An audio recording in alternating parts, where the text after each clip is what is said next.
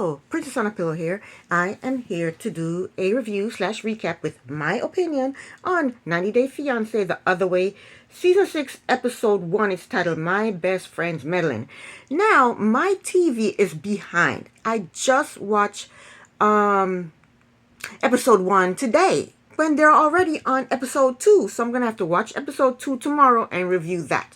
So right now, I'm reviewing Episode 1. Okay, the first couple is James and Matilda. I'm going to mess her name up, so I'm just telling you from right now. Anyway, James is 33 years old from Maine. He is an elevator mechanic. It's a family business. James loves messing around in the woods with his wife, Matilda. Matilda is 27 years old, and she's from Indonesia. They have been married for 2.5 years, but dating for 5 years. They met on social media. Matilda is jealous and she cries a lot. 2 months after dating online, James went to Indonesia and asked Matilda to marry him. Matilda said in her culture, the women follow their husband, so she came to Maine on a 90-day visa. And they got married, but she is not happy in Maine. She says she misses Indonesia. She said since she came to Maine, she has had a lot of health issues. Plus, she doesn't get to see James a lot because he works. Girl, if he's working, you can't see him. He's not out having a good time. He's working. Damn. Yeah, she said he works a lot, so she don't get to see him. So they are moving to Indonesia. But James has a secret that he has not told Matilda yet. Next, James and Matilda, they take his record collection to a pawn shop to see if they can get some money for these records. We found out that Matilda is going to Indonesia first. She's going to leave him first, and in the next month or two, James will come. He'll follow. We also found out that they haven't told James' family yet that James is moving to Indonesia. Or that they are moving to Indonesia.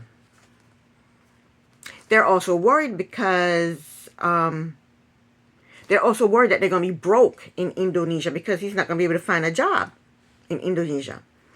Matilda is afraid that James' parents will not allow him to come to Indonesia once she's gone. So she wants him to tell his parents now. He doesn't want to tell his parents now. He wants to wait and tell them at the last minute. But he's too chicken to tell his parents now. He wants to wait until the last minute to spring it on them.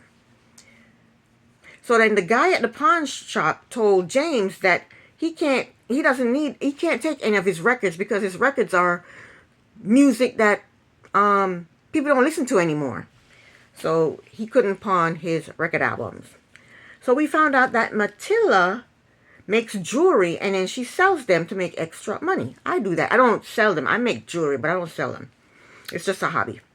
Her friend Idelle comes over while James is at work, and Matilda told her friend Idelle that her and James are moving to Indonesia, but she is leaving the very next day for Indonesia. And the friend is shocked. Then Matilda told Idelle, her friend, about her health issues and that the doctors in the States aren't helping her, so she thinks the doctors in Indonesia will be more helpful. And she also told Idelle that her and James she wants to be healthy because her and James want to have babies. Idelle told her that James told her that he's not excited about having any babies. And Matilda said, what? He never told me that. How come he didn't tell me, but he told you? Then she starts to cry. Yeah, she told Idelle, why did he tell you this and didn't tell it to me? And she just started to bawl. But why does she want to have babies anyway? They don't have any money for any babies. Babies are expensive. So, next scene, it's a couple of hours before Matilda leaves for the airport. She decided that she's not going to talk to James about the baby issue. She doesn't want to leave arguing. So she's not going to tell him that. But James drops a bombshell on her anyway. He told her that the dog is not coming with them to Indonesia. Maybe later on down the line the dog will come, but the dog ain't coming. But Matilda is pissed. She is screaming. She is crying. She is bawling. She is pissed. But anyway, when she calms down, she gave the dog a hug, and you know, there's nothing she can do about it. But that was a nice dog. That dog is precious. Next is an old couple. Shanika? I can't pronounce her name.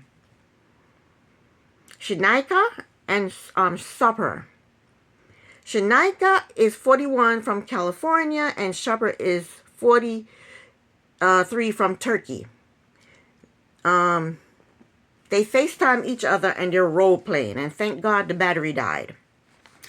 And Shanika, she told us their history. You know, we've seen them before, of how they met. She went to Turkey on vacation, and while she was there, she downloaded a dating app.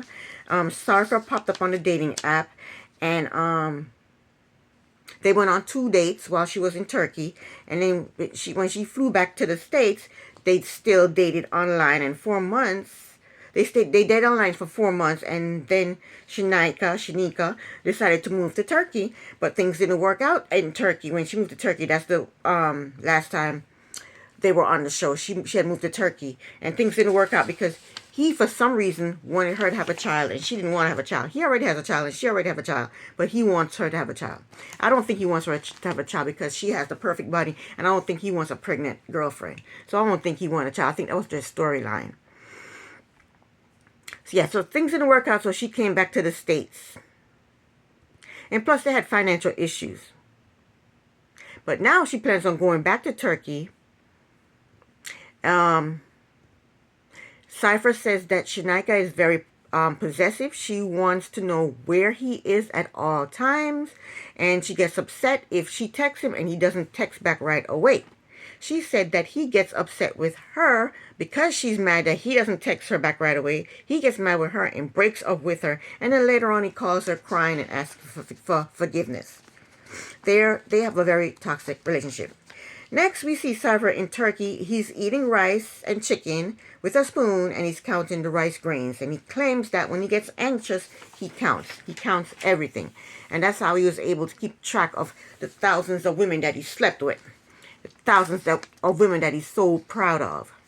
He claims that now he is very faithful to Shanika. Next, Cypher is at his cousin's house, and they are talking about Shanika coming back to Turkey. He told his cousin that he paid for Shanika's round-trip ticket to Turkey, and that she doesn't want him training any more females, and now he doesn't have any savings because he doesn't have any female clients anymore. And the cousin asked him if Shanika will even allow him to come out of the house. And see, that's why you don't tell people your business, because now the cousin doesn't, she's gonna dislike Shanika because she thinks Shanika is a possessive bitch. But Cypher, he doesn't care about how the cousin feels about Shanika. He tells the cousins and her husband how jealous Shanika is.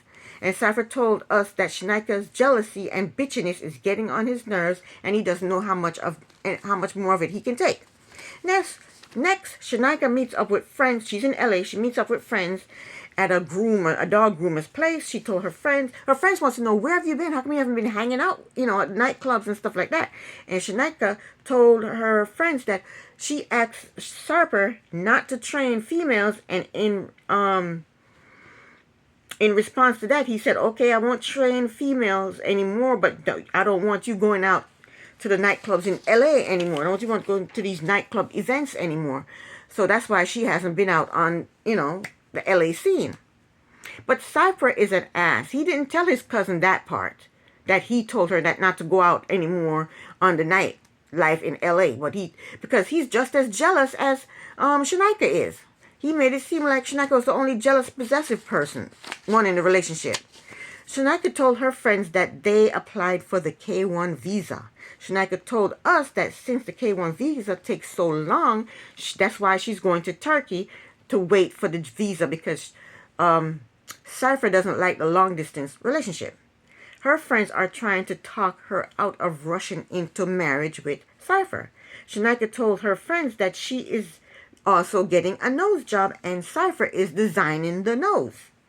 Her friends are shocked and appalled. And Shanika is a fool for love. Next up, we have Josh and Lily. Josh is 47 years old from South Carolina. He said he is a kid at heart, and we see him playing with kids' toys. He told us that he sold his house and moved in with his parents. That's because he's getting ready to go to China. He is, we see him sitting at the table with his parents, and they're chomping and slurping and eating and, enjoying their food. And he gets up from the table and put it in headphones. He said he has a condition called mesophonia, which is hatred of sounds. Josh said the only person that doesn't bother him when they eat is Lily. Lily is 46 years old, and she lives in China. They met on a language app. Josh was trying to learn Mandarin, and Lily was trying to learn English. After talking for 2 years online, Lily came to the States, and Josh proposed to her. 18 days later, they went to Vegas and got married. She went back to China, and in 2 weeks, Josh is moving to China. When he gets to China, they plan on having a traditional Chinese wedding. Josh's parents could not get their visa in time, so they won't be going to the wedding, but his brother will be there to represent. Josh is going to China on a spousal visa.